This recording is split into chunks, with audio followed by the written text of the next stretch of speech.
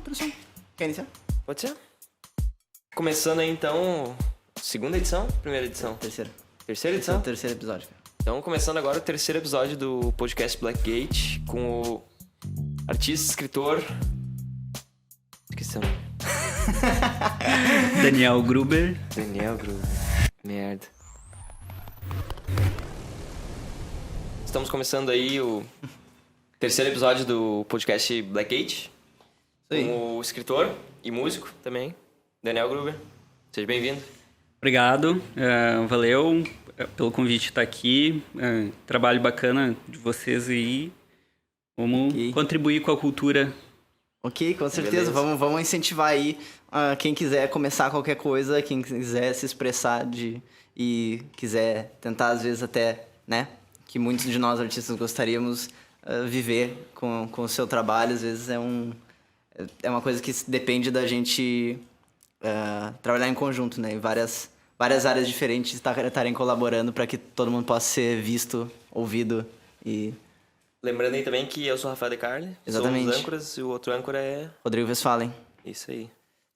Ok, então, num primeiro momento, quero tentar entender melhor para justamente quem está nos ouvindo acompanhar aí. Qual é a tua arte? Tá, então eu sou escritor. Eu sou, até o final do ano, pesquisador acadêmico. Também faço doutorado em escrita criativa lá na PUC. E sou professor também de um curso de escrita criativa na Fevale. Sou um dos professores, né, no caso, um curso recente. E, bom, isso aí, eu lido com literatura, faço também alguns trabalhos de revisão, de leitura crítica para outros escritores. Trabalho basicamente com isso. E sou músico também nas horas vagas. Sim.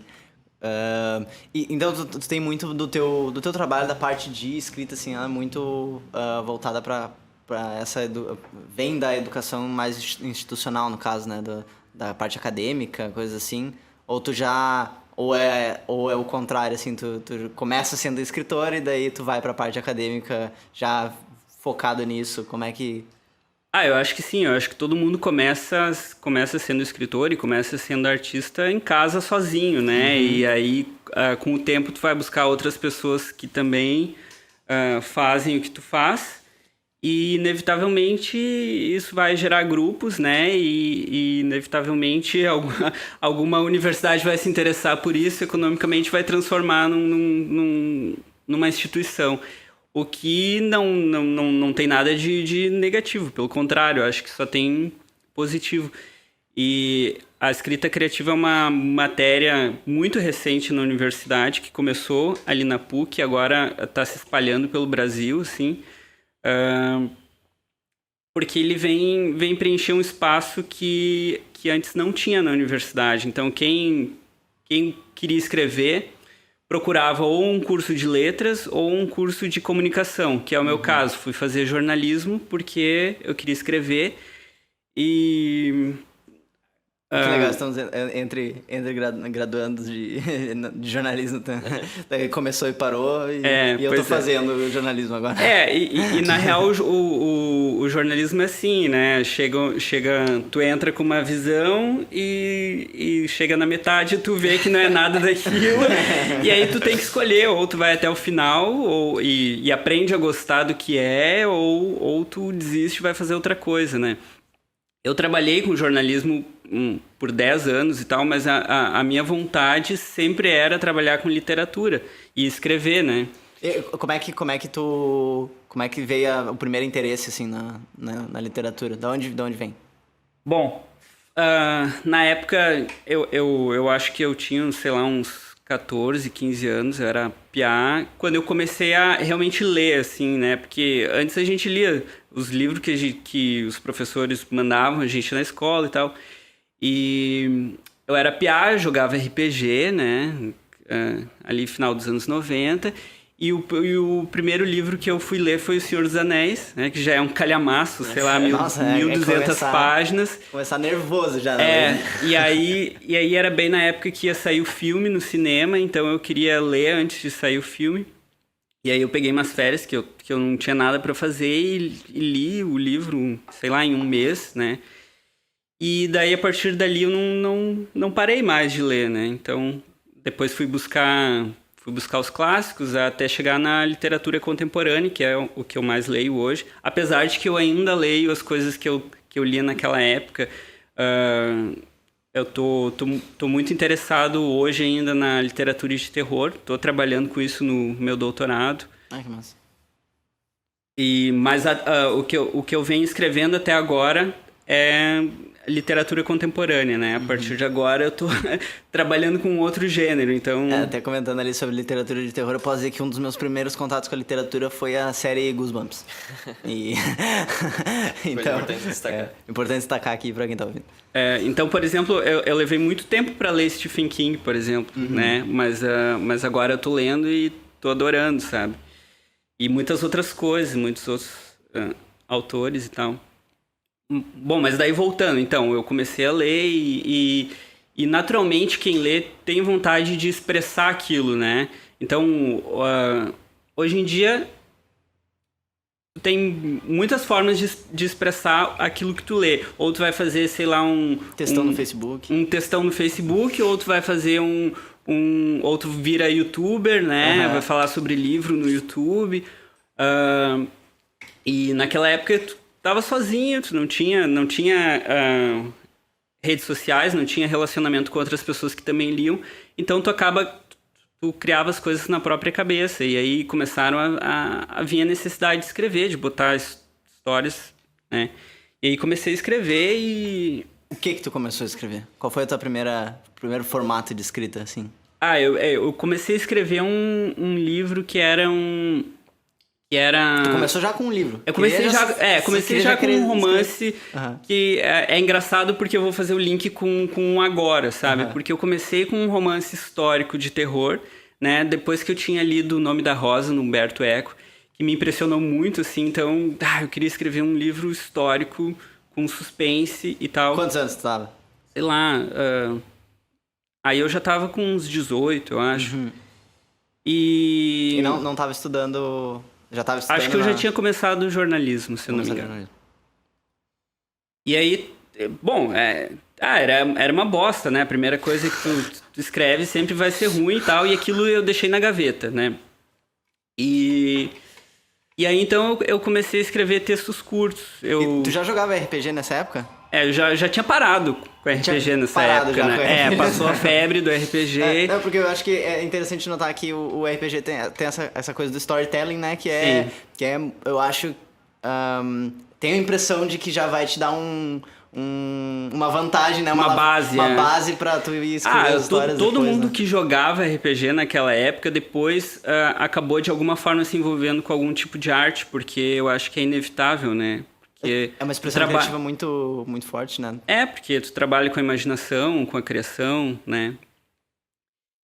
E aí eu comecei a escrever textos curtos, eu comecei a gostar de ler crônicas, por exemplo, Luiz Fernando Veríssimo e tal. E eu comecei porque no início o escritor ele sempre começa copiando alguém que ele gosta, Sim. Né? Normal. E aí arte de copiar, né? E eu acho que precisa ser assim. Até se a gente vai linkar com outras formas de conhecimento, a gente realmente desenvolve o conhecimento a partir disso, né? A gente começa imitando e depois começa a experimentar. Exatamente. Até começar a ter a própria linguagem, né?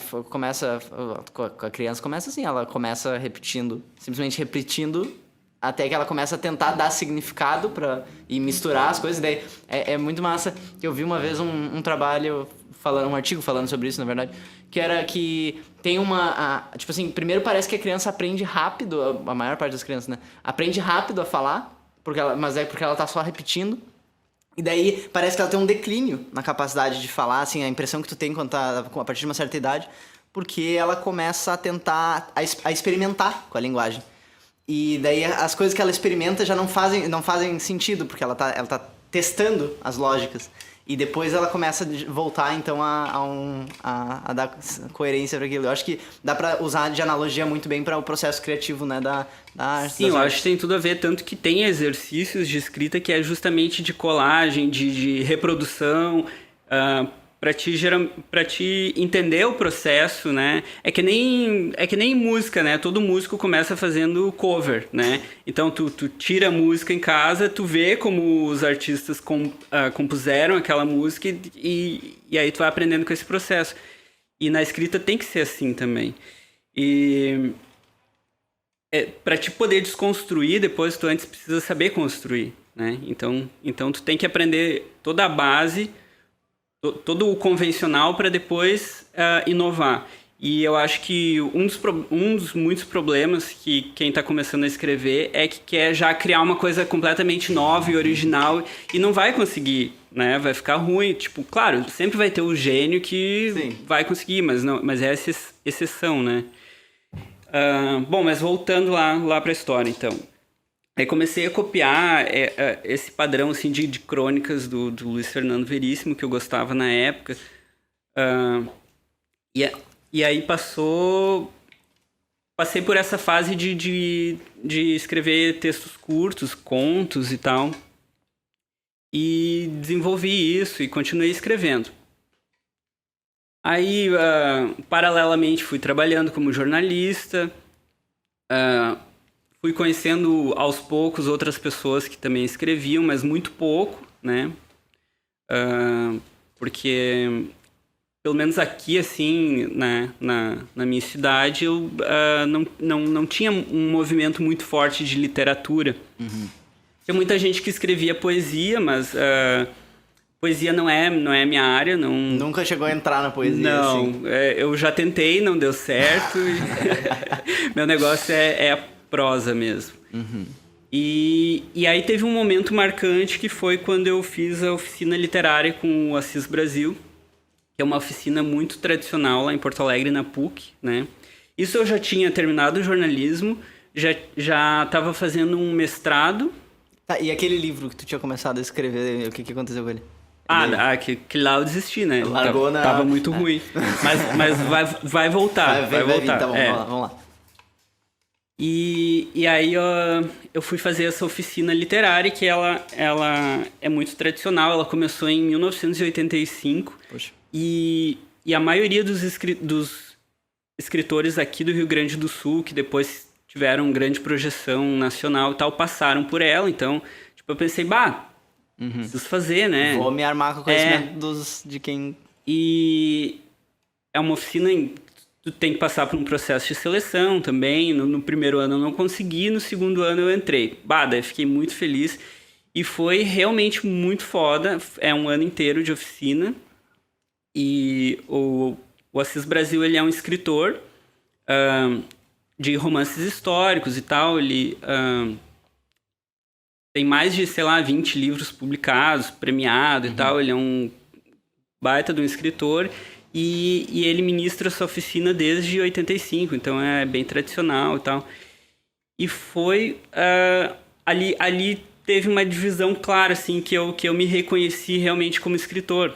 Agora a partir desse processo desse processo... Sou escritor. Exatamente. Eu acho que eu tenho capacidade, que eu tenho potencial para realmente ser escritor. O que realmente te separou foi... Foi realmente o conhecimento recebido ou alguma visão diferente sobre a escrita? Eu acho que é uma soma de vários fatores. Primeiro, tu tá reunido com outras pessoas que têm o mesmo interesse que tu. Estar no meio. Então era uma turma, de 15 pessoas, então eram 15 escritores, sabe? Pô, tu tá num grupo de escritores, então começa por aí, né? Uhum. Daí, ao longo do ano, tu vai estudando diversas técnicas, né? E não é uma questão de tu aprender, mas uma questão de tu tomar consciência daquilo, né? Tu começa a olhar para o teu trabalho com mais seriedade, com mais consciência daquilo que tu tá fazendo, entende? E aí, no final, tem um seminário em que cada um apresenta os seus textos e os outros colegas avaliam e tal. E esse processo é muito interessante, porque pela primeira vez tu tem um feedback daquilo que tu escreve por alguém que entende. Uhum. E uma coisa é tu apresentar pra tua mãe, pros teus amigos. Dizer, muito triste. Eles vão dizer, legal, muito massa, né? Mas tu colocar para outros 14 escritores avaliarem o teu trabalho, te dá um retorno muito mais sério, mais confiável e tal. Mais profundo, né? Uma análise mais... Quando eu cheguei ali, na verdade, eu já tinha algumas publicações de concursos literários que eu participei. Concursos literários também é uma coisa muito bacana para quem está começando a escrever, porque também te dá um feedback, né? Onde tu encontra esses concursos? Na internet. Na internet. Procura lá. O melhor blog que tem é... Eu acho que é concursosliterários.blogspot ou WordPress. É um blog... Show de bola, bem criativo. É um blog que o cara reúne todos os concursos lá e sempre tem alguma coisa rolando. Então, eu comecei com isso. Aí, o primeiro concurso que eu participei foi aqui de Novo Hamburgo mesmo, da Secretaria de Cultura. E um conto que eu escrevi ficou em terceiro lugar. Daí fiquei feliz, né, e tal. E o segundo que eu participei era uma coletânea de contos de terror infanto-juvenis. Né? Eu nunca tinha escrito nada infanto-juvenil. Eu escrevi um conto sobre zumbis e tal. E aí foi um dos selecionados. Saiu um livrinho pela Câmara do Livro e tal. Foi bem bacana. Teve lançamento, sessão de autógrafo, todas aquelas coisas.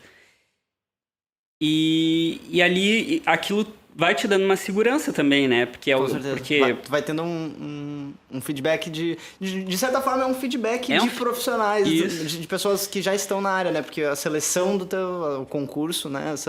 É uma forma de feedback mais o teu trabalho passou por assim. um filtro, né? E foi aprovado por ele. E foi aprovado, né? Então, quer dizer, alguma qualidade tem, pode não agradar todo mundo, mas alguém se agradou do que tu fez, né?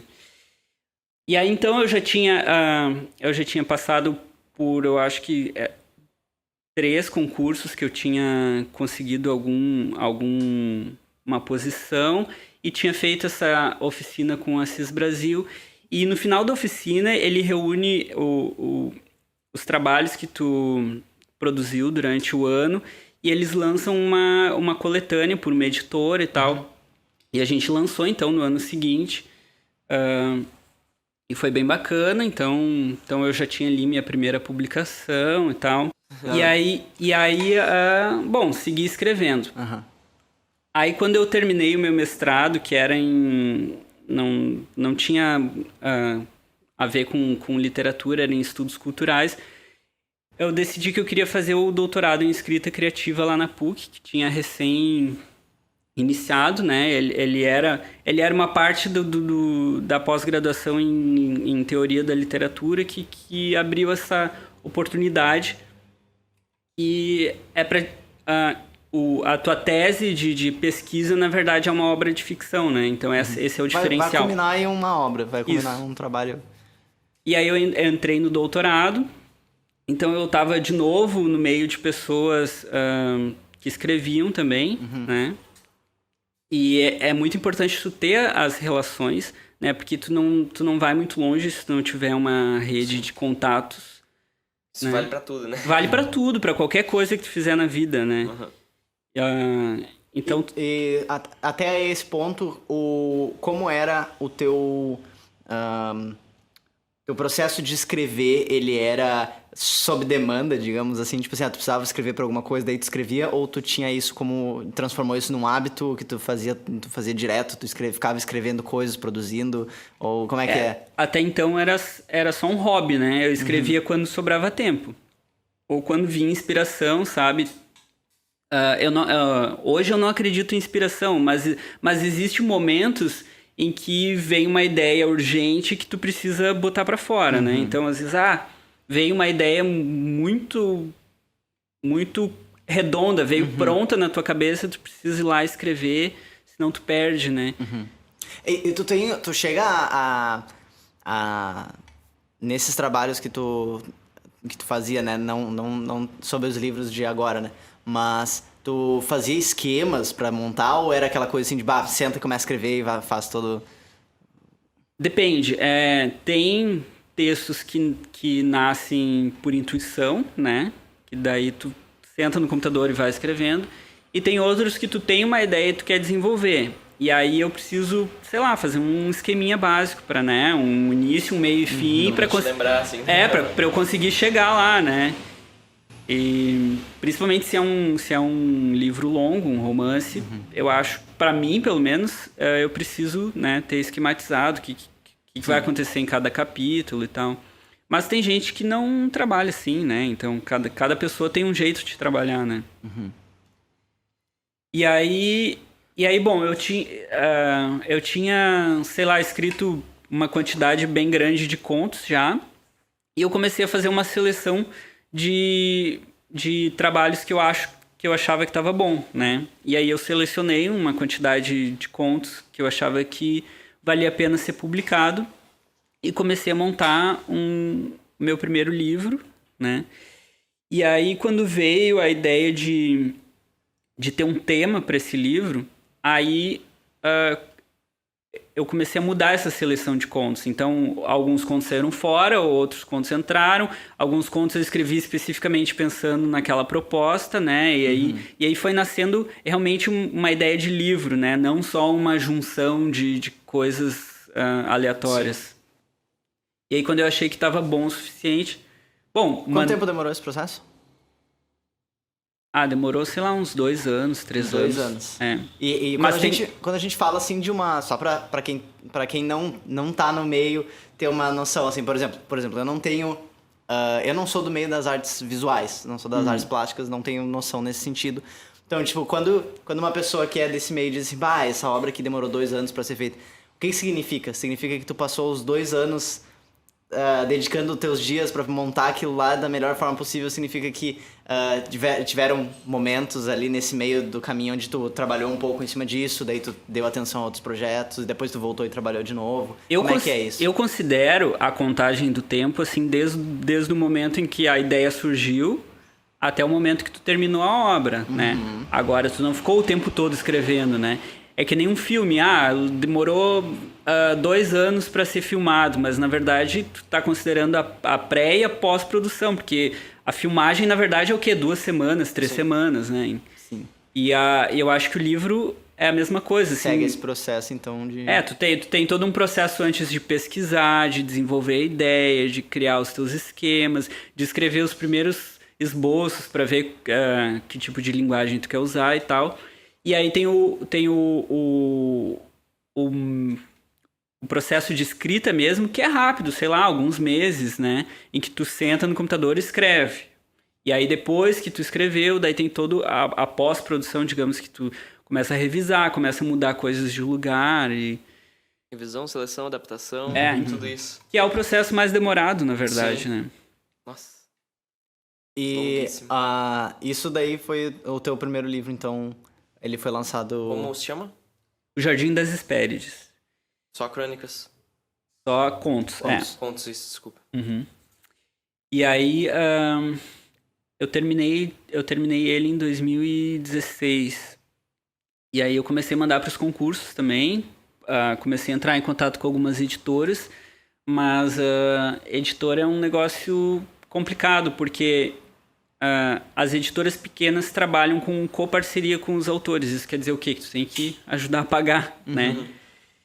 E para mim, assim, as propostas que eu recebi não me agradaram muito. Então eu pensei, bom, se eu vou ter que botar dinheiro, então eu vou fazer tudo sozinho. Eu tinha experiência com diagramação, porque eu trabalhei com diagramação de jornal e tal. Eu pensei, não, eu posso fazer meu próprio livro, né? Então... E aí ele foi finalista do Prêmio Sesc, que é o maior prêmio para novos escritores e tal. E não ganhou, mas ser finalista, quer dizer, ele foi pré-selecionado. Eu já tinha uma segurança de que ele estava bom, né? Sim. Já é uma visibilidade também, né? É uma visibilidade.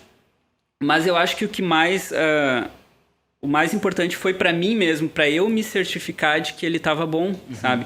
Ele foi finalista de outros 2 concursos também, então eu tinha esse retorno, sabe? Ele se destacou entre centenas de outros livros que participaram desses concursos, então quer dizer, ele tem algum valor, vira um valor. Aí então eu pensei, bom, vou lá meter a mão na massa e fazer esse livro sozinho e tal. Eu fiz praticamente todo ele sozinho, só passou por um revisor. E aí lancei um projeto de financiamento coletivo lá no Catarse. E por incrível que pareça, assim, deu bastante certo, né? Então vamos aí a partes mais técnicas desse processo. Quando tu começou a pensar, então, vou lançar isso eu mesmo, tu já pensou isso imaginando um financiamento coletivo, no caso? Ou tu primeiro pensou assim, não, azar das editoras, eu vou descobrir um jeito de lançar, e daí tu veio descobrir o financiamento coletivo. Qual veio primeiro? Eu acho que primeiro eu pensei assim, vou lançar eu. Uhum. Tá, ninguém vai fazer nada por mim, então eu vou lá. Isso tu aconselha para um escritor que tá começando a seguir esse processo? Sim, e isso... bom, esse livro eu lancei há 2 anos atrás. De 2 anos para cá ainda a situação tá piorando, assim, no mercado editorial, né? As editoras hoje, elas... as boas editoras... boas não, né? Porque eu não tô falando de qualidade, tô falando de tamanho. De capacidade de distribuição. De capacidade, As grandes editoras, elas estão procurando pessoas que já são conhecidas, né? Então, tá mudando um pouco a lógica. Antes, tu publicava um livro para ficar conhecido. Hoje em dia é o contrário. Tu tem que ficar conhecido para publicar um livro. Isso é uma coisa que se aplica nas outras artes também, né? Tu precisa... Tipo, por exemplo, se a gente vai falar a nível de música, né? Uma gravadora só vai te selecionar hoje. Tu já tá estourando. E ela só vai entrar na história. Então, quais são as opções para quem tá começando? Ou pegar uma editora pequena que trabalha com coparticipação, né? Que tu vai ter que pagar uma parte. Às vezes eles publicam, às vezes eles bancam, mas tu tem que garantir que vai vender tantos exemplares, senão tu tem que comprar o excedente. Tem vários esquemas, assim, né? Mas o financiamento coletivo foi onde tu chegou, foi pra onde tu te direcionou, no caso. Eu quero saber um pouco mais do processo também. Qual foi o processo de todo esse processo de tu produzir tudo isso, sabe? Vocês entenderam? Como ele estruturou, como é que ele se organizou pra isso, fazer porque tudo o financiamento coletivo ele te traz dinheiro pra tu realizar as outras coisas, mas provavelmente tu realizou antes e depois com o dinheiro do financiamento tu supriu esse gasto que tu teve, né? Então, como eu ia fazer o meu livro por conta própria, eu não entendia nada de como se lançava um livro, né? Que registro que ele tem que ter, que tipo de arquivo que eu tenho que mandar pra gráfica, sabe? Não tinha experiência nenhuma. É muito grande, né? Como é que você vai saber? São muitos detalhes, né? E aí, então, eu fui fazer um curso de editor, de mercado editorial. Um curso online, né? De uma escola lá de São Paulo. E que ensinava alguns desses processos. Então, fui descobrindo, né? Como é que registra o ISBN, que é o Registro Nacional do Livro, a ficha catalográfica, enfim, fui descobrindo, né? Na internet, hoje tu encontra tudo. Sim. E tu primeiro aprendeu todas essas coisas para lançar o financiamento, ou tu lançou o financiamento e depois correu atrás? Não, primeiro eu me certifiquei de que eu ia conseguir, exatamente. E aí eu já tinha tudo pronto do livro. Tinha a capa, tinha a diagramação, tinha Tu chamou algum ilustrador? Ou como é que foi pra capa? Não, a capa do livro eu peguei uma imagem, uma pintura que tá em domínio público, né? Porque é uma pintura clássica e tal. E eu fiz toda a diagramação. Não, entendi. E aí chamei um colega meu, escritor, pra fazer a orelha. E uma professora minha fez a revisão e... Bom, daí eu tava com o livro pronto. E essas outras foram parcerias, né? No caso... E aí eu orcei com a gráfica, né? Com mais de uma, né? Mas encontrei uma que trabalha especificamente com livros lá em Porto Alegre e que trabalha com demandas menores, né? E aí, bom, eu tinha todos os orçamentos, quanto ia me custar, quanto ia custar para eu mandar para as pessoas por correio, quanto eu ia ter que pagar de taxa pro próprio site de financiamento, tudo isso, marcador de página, mandei fazer, tudo. Aí eu fiz planilhas, né? Tem que ser meio empreendedor, assim, Fiz planilhas de gasto e tal, e cheguei num valor. Bom, esse é o valor que eu preciso. E aí eu montei o projeto. E aí, claro, eu passei, sei lá, uns 3 meses antes só olhando projetos de outros, né? Projetos que deram certo. Como que os caras faziam, né? Como é que tem que ser o vídeo, como é que eu tenho que descrever esse projeto. Que estudar como é um projeto de financiamento coletivo, no caso. Sim, né? tem toda uma ciência por trás disso, né? Mas o bacana é que o próprio Catarse, ele tem lá tutoriais e Dicas, e né? dicas, por exemplo, uma coisa interessante, até tu aprender como funciona a cultura do compartilhamento, né? Que é uma tendência hoje, né? A ideia de que as pessoas, elas não querem mais simplesmente ir ali na livraria e comprar um livro. Elas querem ajudar um cara que está fazendo um livro, sabe? Tem muito mais valor, Sim, né? sim. Então, É muito mais uma coisa de relação, né? de relação, exatamente. Então eu estudei toda essa cultura, né? Como é o jeito certo de chegar nas pessoas, né? Porque eu também sou uma pessoa bastante tímida, então eu não tenho assim esse jeito de vendedor que chega e compra aqui meu livro, não sei o quê. Ulisses, você já ouviu falar? Exatamente. Eu não ia bater na porta das pessoas e oferecer meu livro, então eu tinha que encontrar outros meios para chegar nelas. E daí tu fez o projeto e como tu chegou nas pessoas com esse projeto? Daí foi divulgando nas redes sociais e tipo, tentando humanizar o projeto, né? Tentando mostrar todo esse processo que eu passei, né?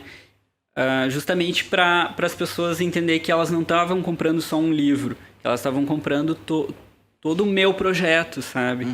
Então, daí fui jogando postagens em grupos nas redes sociais, no Facebook. Foi atrás da...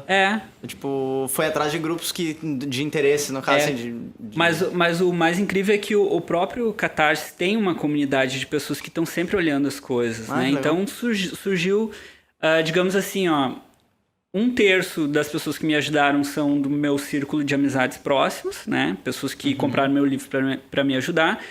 Outro 1/3 foi de pessoas que eram só minhas conhecidas, mas que se interessaram pelo projeto, sei lá, meus colegas lá da PUC, os amigos deles e tal. E 1/3 das pessoas que ajudaram o projeto são pessoas completamente desconhecidas que acharam meu projeto lá, se interessaram e resolveram apostar em mim, sabe? Isso foi a coisa mais bacana que aconteceu, né? Porque... diz muito, né?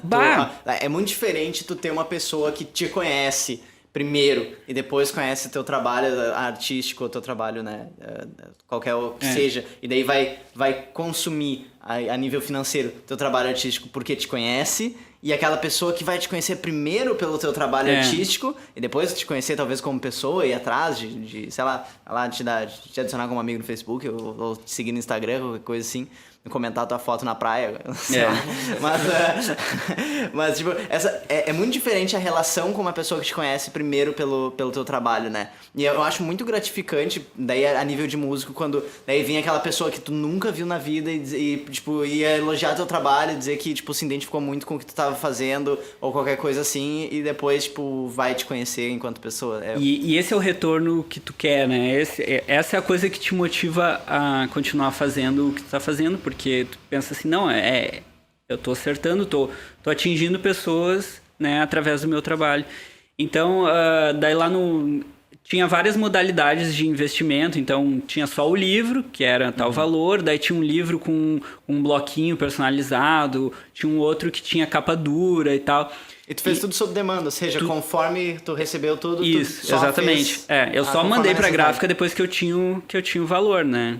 Legal, interessante. No caso, não primeiro tirou do teu pra qualquer coisa exatamente. E depois... E aí, cara, tinha uma das modalidades que era o mais caro, assim, que eu acho que era, sei lá, 100 pila, que era o livro com capa dura, mais umas coisas lá. E teve gente desconhecida comprando... sabe, tirando R$100 do seu bolso e comprando o meu trabalho que eles não tinham nenhuma prévia, sabe? Isso foi muito gratificante, sabe? O interesse das pessoas. E com esse projeto, tu disse, a gente conversou rapidamente antes, né? Tu me falou que tu passou do que tu esperava, Passei, no início fica apreensivo, né? Porque tu olha todo dia, todo dia lá, quantos colaboraram. Daí tem teve uma semana que eu acho que passou assim uns 5 dias sem ninguém. E daí eu pensei, não vai dar certo já era. Só que eu botei como tem uma opção que é tudo ou nada, que tu só faz se tu atingir a meta, e tem o outro que é meio a meio, que tu recebe aquilo que tu conseguiu e daí tu completa com o teu próprio dinheiro. E eu botei isso. Eu tinha dinheiro, mas o que eu queria não era exatamente o dinheiro. O que eu queria era a participação das pessoas, exatamente. E se eu não atingisse o 100%, o projeto ia sair de qualquer jeito. Mas é claro que tem uma diferença, né? Nossa, tu chegar na tua meta. Tanto pro artista quanto pro projeto dele, né? Porque pessoalmente, muito mais realizado, né? Sim. Muito mais realizado.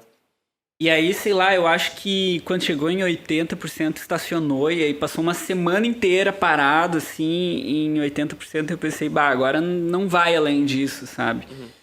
E eu já tava, vai ser isso aí. E tu ficava, nesse prazo final aí, tu ficava spamando, assim, alguma coisa? Precisa, né, cara? Saco. Precisa tá sempre postando, né? Isso é difícil, né, Gabriel? Você tá mais envergonhado, como eu sou também. É difícil ficar spamando.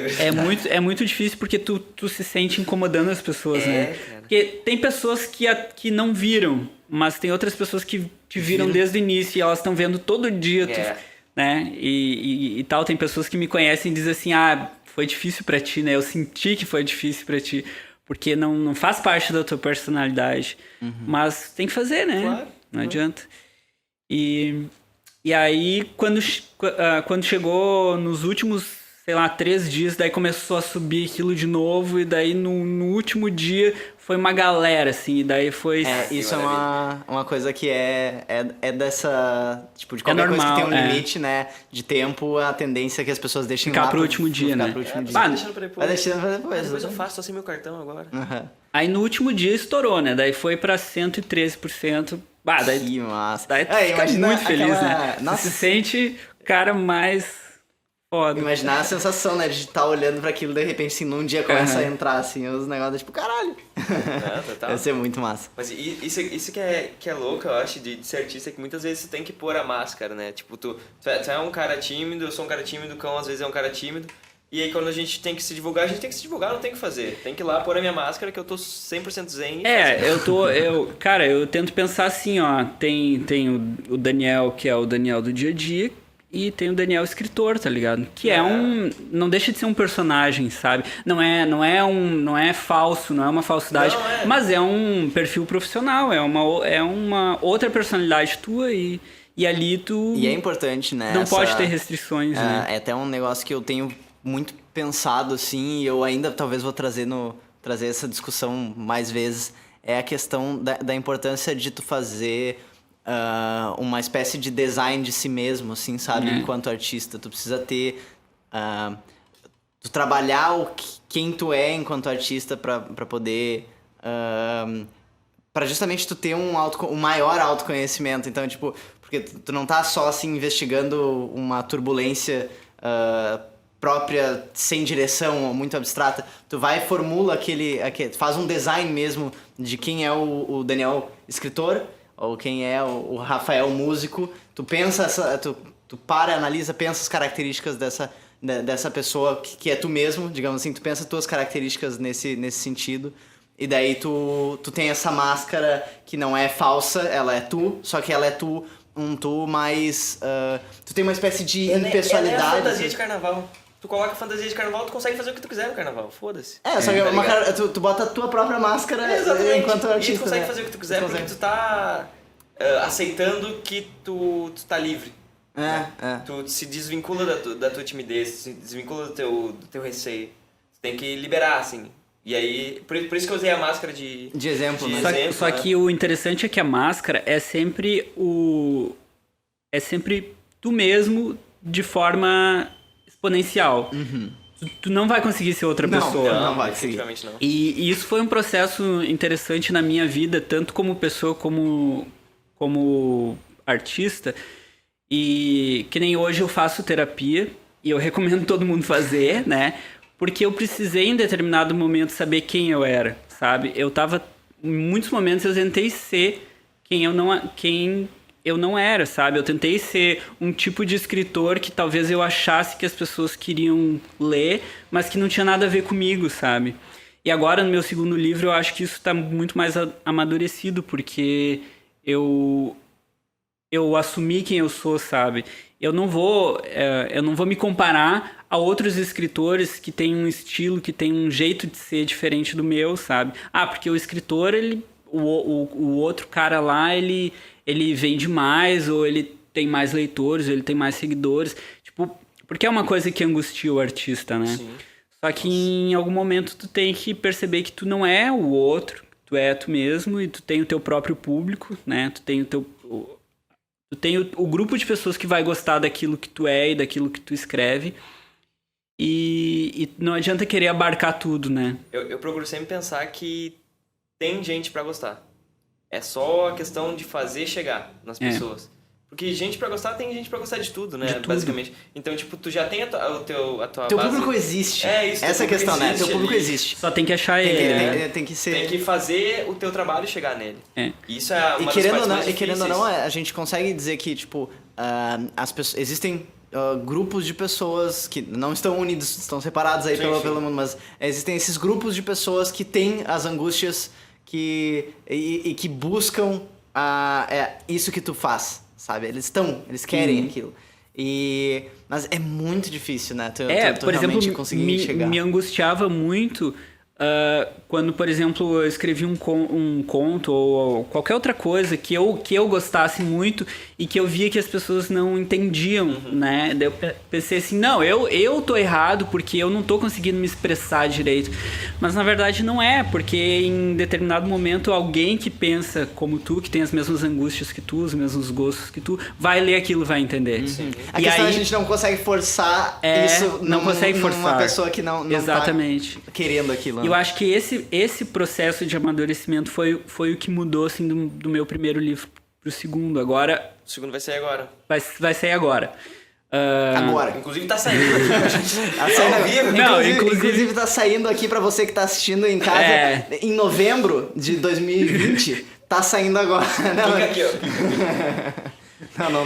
Mas então vai sair agora em junho. Em junho, isso. Na verdade, o livro já tá na gráfica, então tá saindo a qualquer momento. Talvez esteja saindo agora mesmo. Nunca se sabe. Talvez tu já tenha esse livro e está só assistindo como é que ele chegou até ti. Exatamente. Mas o lançamento oficial vai ser 13 de junho lá em Porto Alegre, na Livraria Taverna. E 19 de junho aqui em Novo Hamburgo. E qual é o nome e a proposta? Esse segundo livro se chama Animais Diários, também são contos. E, na verdade, eu chamo de ficções, porque ele sai um pouco da forma tradicional do conto e ele mistura com crônica, com fragmentos. Então, tem textinhos bem curtos, que é só um parágrafo, tem outros que são mais longos, e tá tudo misturado ali. Mas o que costura o livro é essa... relação do homem com o animal, assim, tanto o homem como animal,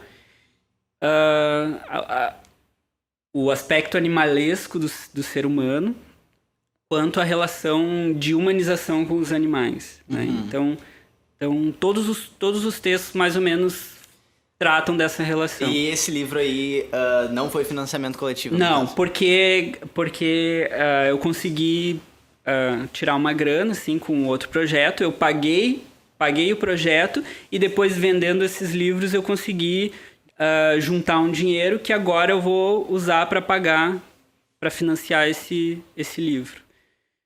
Perfeito. Show de bola. E esse livro, esse lançamento tá fazendo já...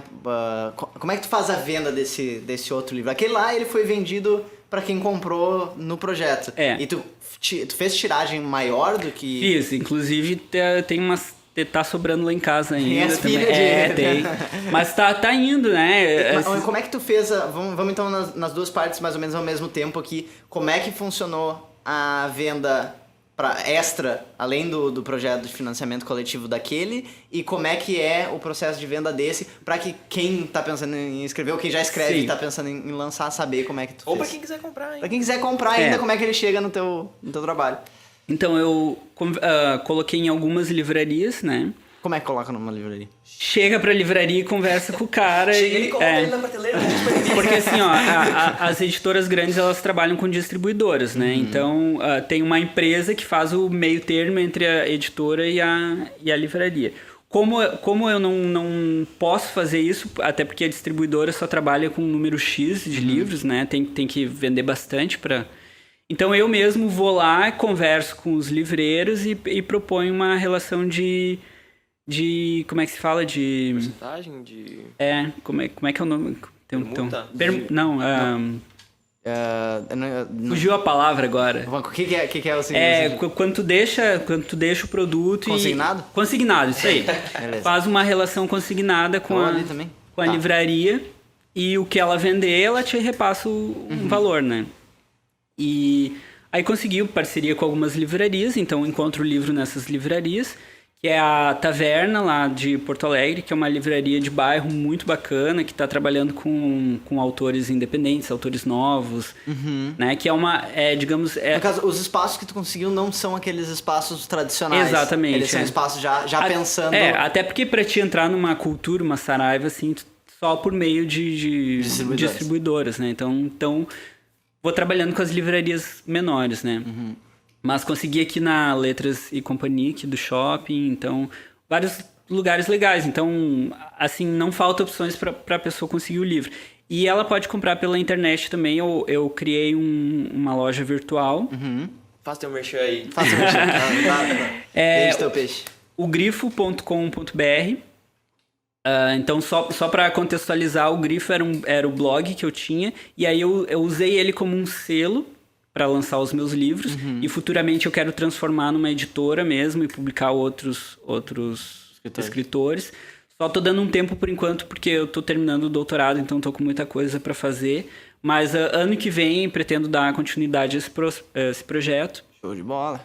E aí então vai lá, ogrifo.com.br. No momento ele tá fora de ar, porque eu tô... tá fora do ar porque eu tô reformando ele e tal. Mas logo vai estar lá. Quando você ouvir esse podcast, vai estar lá. Vai estar lá, Vai estar lá, isso aí. Compromisso de terminar isso logo. Quem estiver ouvindo lá em novembro de 2022 também vai estar lá. Beleza, isso aí. O Grifo. Então, tu tem lá o teu livro para vender. Para venda. E quem lê digital, quem lê e-book, também pode comprar na Amazon, né, o e-book. Então, nessa história de livro, agora rapidamente também pensando relação livro digital, livro físico, o que tu indica para quem tá escrevendo? Tu acha que tem como a pessoa só lançar um livro digital e funcionar direito? Ou tu acha que não, que o livro ele já é uma relação diferente, alguma coisa assim, o físico? Eu recomendo para todo mundo que está começando a lançar no digital. Primeiro porque é muito fácil, né? Então a Amazon tem essa plataforma que é o Kindle Direct Publish, que tu põe teu livro lá, põe uma capa, põe o preço e pronto, né? Tá à venda o teu livro lá e tem muita gente que tá lendo no digital, né? Às vezes mais. Principalmente quem tá começando a ler agora, sabe? Eu tenho uma relação muito afetiva com o livro de papel. Também. É difícil. E eu não consigo... tão bonitinho. Assim, tem o cheiro, né? Tudo diferente. Então, acho que eu até nesse sentido de falei de ter uma relação diferente é porque eu já tenho essa mentalidade assim de que o livro... Como as coisas assim, puxando agora um gancho do que a gente tinha falado antes, né? A questão da relação com a pessoa, né? De a pessoa querer contribuir num financiamento coletivo porque a contribuição dela, de certa forma, é uma relação com o trabalho, uma relação com aquela pessoa. Então, eu acho que o livro físico ele pode acabar se tornando justamente um objeto mais de relação Exatamente. com o autor, com a obra, e não mais sobre exatamente o que tem dentro daquele livro, mas com todo o ambiente, o entorno do livro. Um fenômeno que mostra bastante isso é como ultimamente as editoras estão investindo em edições de luxo, né? Que era uma coisa que antigamente saía muito caro, não valia a pena, né? Porque, por exemplo, fazer um livro capa dura custa muito caro, então as editoras não investiam nisso. Mas hoje, como tem muita procura por esse objeto livro, né? Então isso tá voltando à moda, né? Das edições de luxo e tal. A mesma coisa com o vinil, né? Exatamente, uma tendência mundial. Isso né? aí. Ou talvez nacional, não sei. Não tenho certeza absoluta. Não, acho que é mundial. Ainda vende mais livro físico, claro, né? Mas o digital tá crescendo muito. Não, é que o digital... aí que entra, né? São as duas coisas. O físico, tu tem um vínculo afetivo com ele, mas o digital é muito mais fácil. Muito mais prático, né? Eu tenho meu Kindle, então... eu também tenho Kindle e eu penso assim que, tipo... então eu também tenho. Tenho meu Kindlezinho e eu penso que realmente faz muito sentido isso que a gente tá falando, que é de, tipo... Os livros que eu boto no Kindle normalmente é alguma coisa que eu quero saber o que eles... Tipo, eu tô muito interessado no que eles estão dizendo. O conteúdo. O conteúdo mesmo. Eu quero aprender com aquele conteúdo. Eu quero sugar aquele conteúdo. E é diferente do autor, que eu não quero sugar o autor. Quer apreciar, né? Não quero sugar o autor. Não quero sugar o autor. Não quero sugar o autor. Por favor. Eu acho uma boa ideia. Eu quero... daí é uma relação mais assim, tipo... Poxa, esse é um livro, esse é uma... Tem alguma relação a mais, assim, sei lá, é o box do Game of Thrones que eu tenho lá em casa, sabe? Tipo, uau! Eu acho até que no quesito consumo, às vezes tu lê um livro, digamos, no Kindle, e tu gosta muito de livro, daí tu vai lá e compra ele. Só e acontece, cara, isso é um fenômeno muito tu comum. Ele, coloca teu nomezinho, perfeito, coloca uma dedicatória pra ti mesmo. Bom, e aí tem muita gente que tá publicando só pelo Kindle e tá ganhando dinheiro com isso. Esses dias eu li uma reportagem de uma autora brasileira que escreve livros eróticos, assim, tipo na onda dos 50 tons de cinza e tal. Aqui não considerando a qualidade, né? Só o fenômeno. E ela diz nessa reportagem que ela escreve um livro novo a cada 3 meses e que em mês de lançamento de livro novo ela fatura 50 mil reais, cara. Só vendendo e-book, cara. Então... É uma relação diferente com o texto, né? É uma espécie de produção bem mercadológica, assim, bem industrial. É uma produção industrial, né? Não, de novo, não tô... Não fazendo juízo de valor, não fazendo né? nenhum tipo de juízo de valor. É uma forma diferente de tu observar o trabalho do escritor, né? A partir do momento que a gente tá falando aqui, a gente já não tá fazendo juízo de valor. Já fique claro aí pra você que tá ouvindo. Mas eu acho que é interessante tu pegar esses exemplos porque tu pode aprender com eles também, né? Tu tá fazendo uma literatura, uma alta literatura para um público restrito. Tá, mas alguma coisa tu aprende com esses fenômenos também, sabe? Sim. E isso é muito legal para saber que tem mercado consumindo leitura. Tem. Mesmo que o Brasil seja a nível de... A gente sabe que a leitura no Brasil ela é muito, muito baixa, né? Tipo, a quantidade de pessoas... A quantidade de literatura completamente rica, né? Sim, uma literatura muito rica, mas a quantidade de livros que as pessoas leem por ano aqui no Brasil é muito baixa comparado a a outros média países. São 4 livros, né, por ano. Então é muito pouco. Se comparar com outros países... Vai de frente com a educação, né? Mas mesmo assim, então a gente consegue entender assim, que existe um mercado que consome. Então, tipo, se tu escrever e tu desenvolver o teu público, né? Tu pode viver disso, então. Então, é que agora o mercado tá se modificando. Então, por exemplo, a gente vê...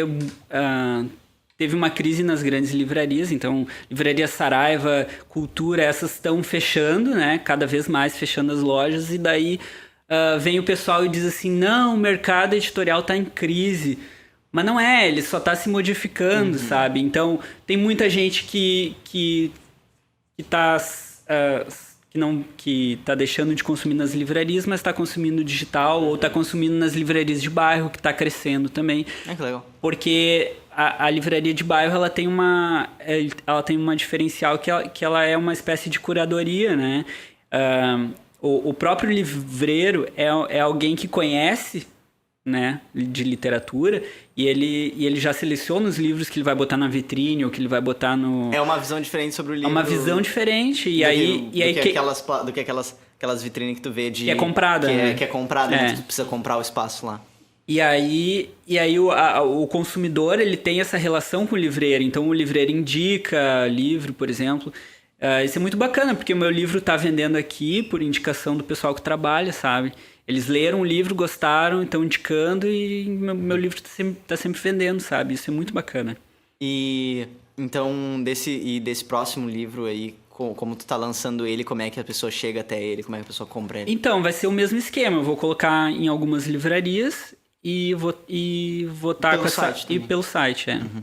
Mas você não fez nenhum tipo de pré-venda pra ele? Não. Certo. Entendi. A gente tem que se encaminhar pro final, porque já tá isso também. A gente tá de novo chegando... O negócio é que a gente vai fazer podcast longo. Vocês vão consumir muito conteúdo. Isso aí é pra quem faz exercício de manhã, né? Quem tira 1 hora pra fazer exercício. E se cansou, vai passando.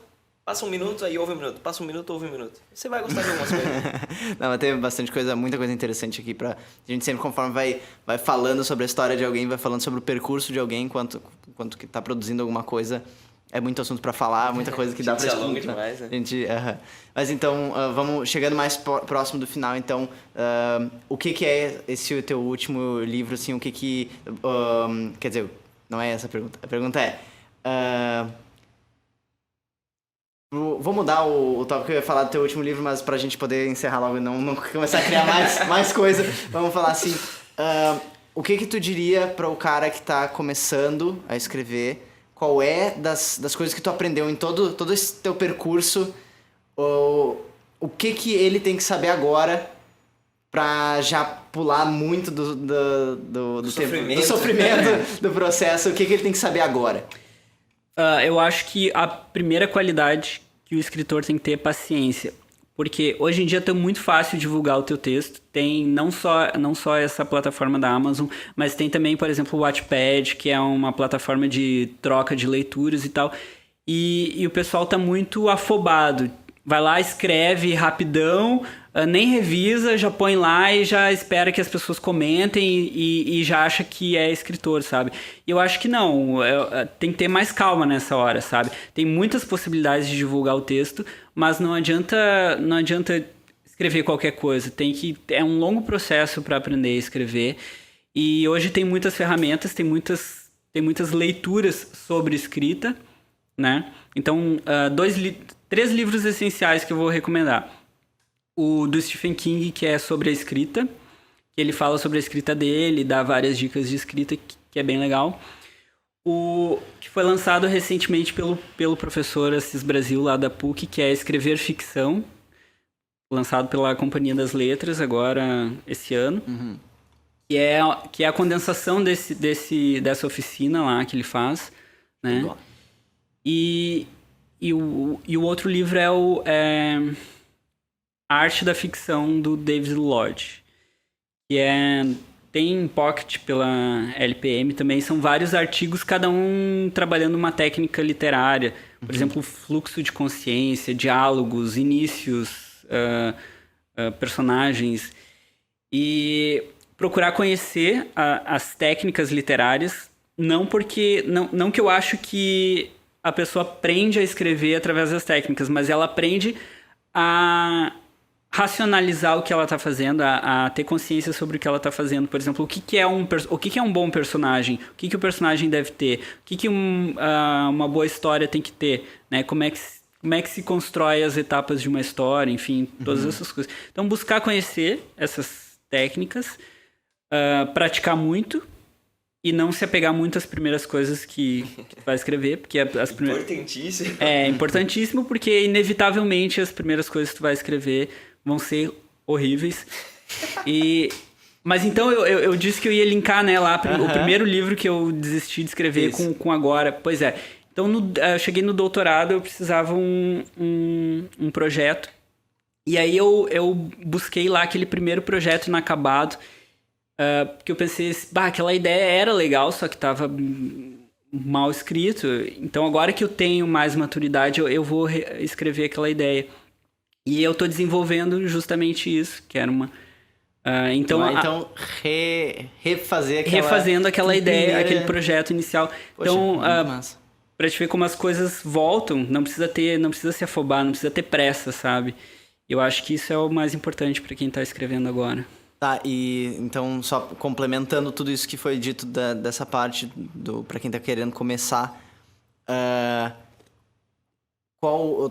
tu acha que tem como a pessoa ter uma renda só com publicação, ou ela vai precisar buscar outros meios de renda a nível de, tipo, ensinando, não sei, fazendo revisão, ou assim, com todas essas outras formas? Ou o que tu diz nesse sentido? Assim, ó, não é impossível viver de escrita hoje, né?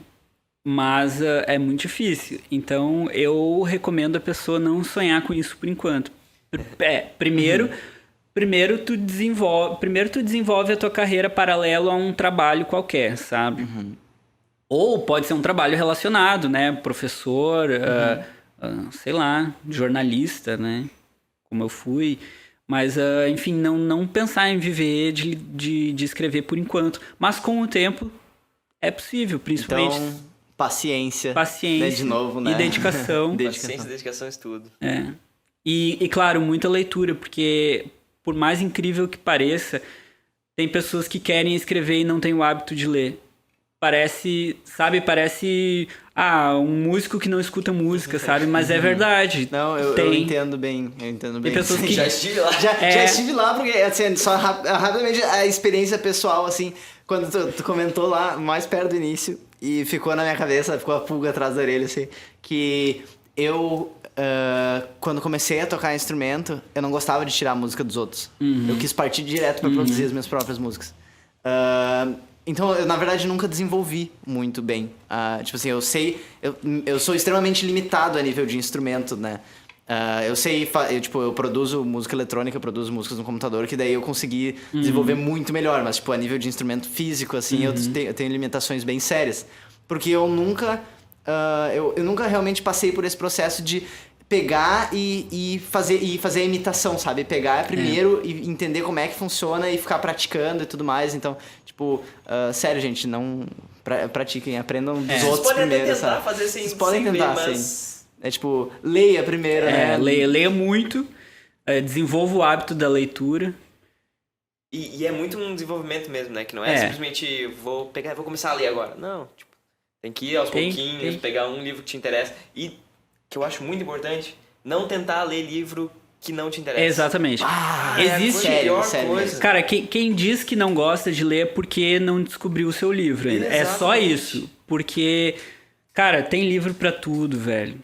E se tu achar o livro pra ti, não tem dizer que tu não gosta de ler. É só achar. E não vai eu cometi o erro, assim, porque eu queria desenvolver o hábito da leitura e a primeira coisa que eu fiz foi, tipo, peguei uns livros que tinha em casa, digamos assim, que eu sabia que eram títulos que eu já tinha visto algumas vezes, então eram alguns clássicos ali. Eu peguei aqueles títulos e disse, não, agora eu vou ler, sei lá, aquela coisa bem metódica, assim, eu vou ler tantos minutos por dia, que é pra, com o tempo, isso aqui ficar um hábito. E, cara...